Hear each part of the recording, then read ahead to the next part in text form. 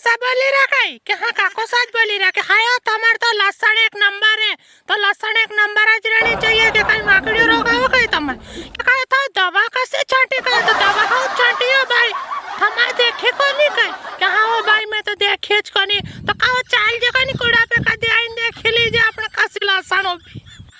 कि हाँ वो भाई आऊँ कभी देखवा पर मन फुर्सत है नहीं मतलब हमारे खेत पे थी हाँ हमारे गाँव मोटा मोटा भैया ने घर भी रहना पड़े ओ भाई कभी आऊँगा वो देखवा सारा कूड़ा ही इन्होंने सोच भाई भगवान का हुआ काले कणक का ही मुकोड़ा पे आवी में तो खेत में सब कणक मूड़ा तोड़ी हो उफड़ी क्यों भगवान का मुँह तो तब मैं लिखा बैठ के आऊँगा तो अच्छा घर आ जाऊँगा। एक पत्नी बड़े मूड में थी साहब। उसने अपने पति को पूछा कि दो बात ऐसी बताओ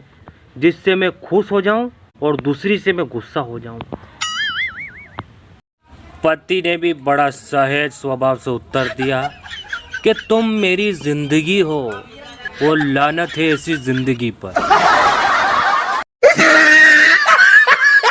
आजकल ना वीडियो कॉलिंग चालवाती हनी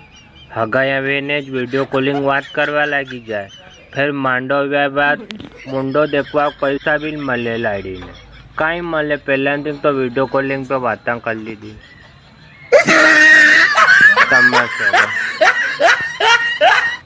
कायदे से है ना पति पत्नी दोनों को संस्कृत आनी जरूरी है। अगर घर में लड़ाई भी हो तो बाहर वाले यूँ समझे कि पूजा चल रही है।